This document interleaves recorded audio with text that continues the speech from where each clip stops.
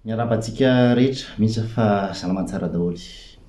Androany zao dia resaka ny politika malagasy.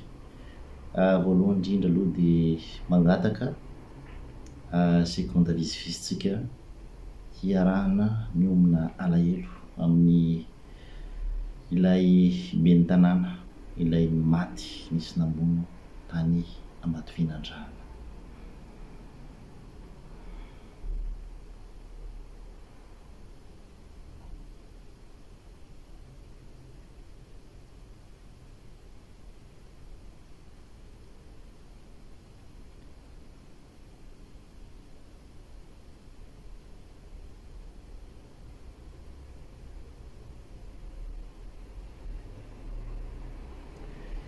Handram-piadanina ny fanainy.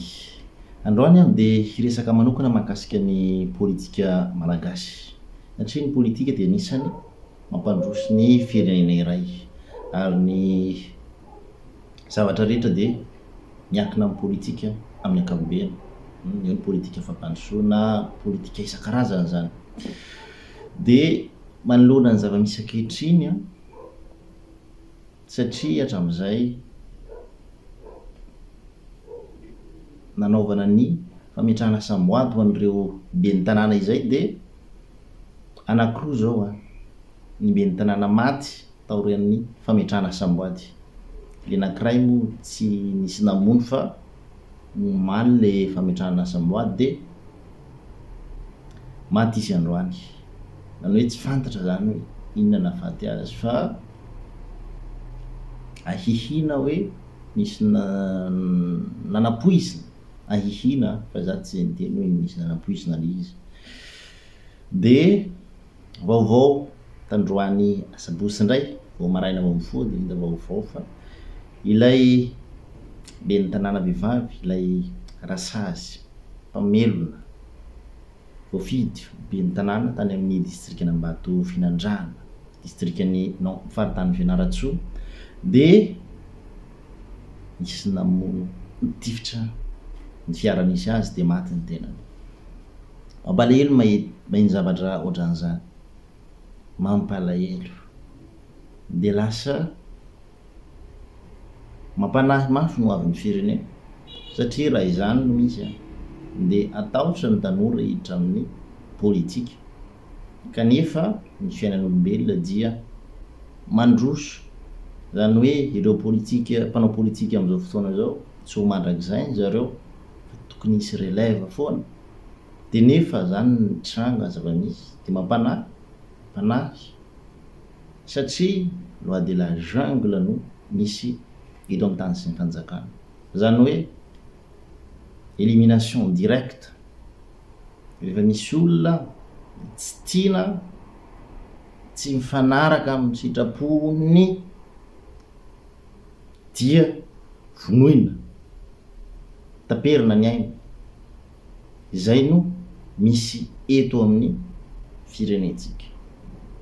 Ary io karazana élimination directe io efa hatrizay na raha tsy mandrava tamin'izany fotoana zany ange karazana élimination directe nanaovana azy ilay filoham-pirenena, filohan'ny Therese Mila tamin'izany fotoana izany, ilay Neny Ramanantsoa ny fitondrana dia mitondra andro vitsivitsy izy dia nisy namono, nisy nanapitra ny aina. Tranga mitovitoy amin'izay le niseho tany Amatofinandrano ety. Ary ny tena mampalahelo dia zao io ramatoa mbola eritrerony, tena mbola tanora izy. Io ramatoa io madama io dia zanaka ben'ny tanàna tao amin'ny commune taloha. Dia le rainy maty nisy namono tamin'izany fotoana izany, maty nisy namono. Dia ankehitriny koa lany izy ilay zanany mba hoe andimy andrainy, matoa izy lany dia nidikan'izany tian'olona le rainy dia tian'olona ihany koa izy dia nitaperina vonoina. Izany ve ny toe-tsaina hoentina hampandroso any firenena. Mampalahelo faritany fianaratsoa lazaina fa misy olona intelligent manampahaizana eto de maninona isika no manao toetsaina rehefarehefa mitany toy izany toetsaina biby izany mamono ny hafa zany, ny biby no mifamono. Tsika olombelona dia misaina tokony ifanampy andeha ifankatia. Mbola tsy tara ianao raha ohatra ka zao niova hoe taloha anao nanaza fisainana izay, fa mbola tsy tara raha zao no hiova, afaka miova ianao.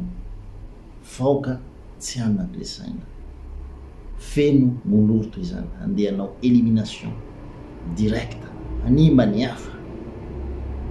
Tsy rariny loatra ary mampalahelo mihita trangan-javatra ohatran'izany eto amin'ny firenena.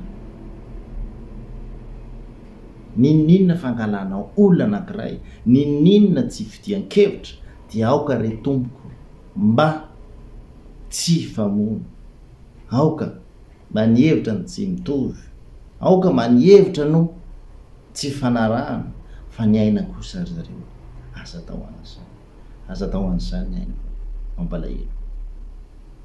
Mampalahelo malagasy tsika, olombelona itsika. Ary zao nitsarovy ilay olona nalainao aina iny, mety mbola navitra anao ndray andro any, kanefa izy efa tsy otsony, efa nivonoinao.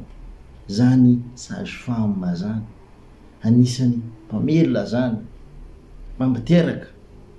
Dia maninona re ny somparana, maninona ny somparana izy, mpanompo angezany olona zany, manompo ny vahoaka. Raha nirotsaka ho ben'ny tanàna izy, hanompo ny vahoaka, hanompo ny firenena ny ataony. Dia maninona no atao toy izany? Maninona?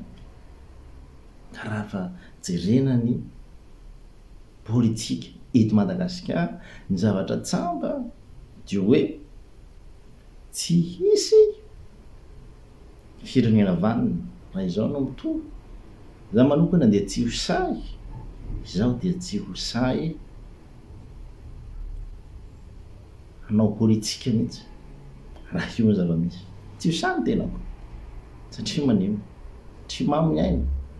Ary za raha manao politika dia nompon'ny vahoaka na tsara ampiray tanindrazanany, dia nefa ianao mba hafohy fotoana hanatsarana ny fiarahamonina, ny tanindrazana, firenena, ianao indray ny vonoina, tsy fantatra mihitsy, tsy takatra mihitsy hoe inona ny zavatra tokony hoentin'ilay olona fa andeha somparana, ny fialonana ve sa inona.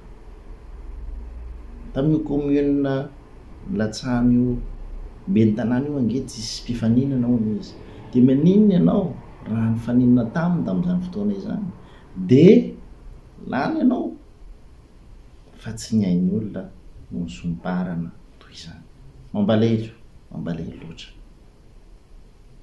Ko manao antsoavo, eny efa mandeha ho ny fanadihadiana, fa misy olona voasambotra atao fanadihadiana, fa manao antsoavo ary mangataka amin'ny mpitandro filaminana manam-pahefana isan-tsokazy izay tompony andraikitra, isan'ambaratongany mba tsy hamela mora io raharaha io, mba hitady ny olona navandoza, satria tsy rariny raha toa toy izany zava-misy amin'ny firenentsika. Tsy rariny loatra izany élimination directe izany. Miraso.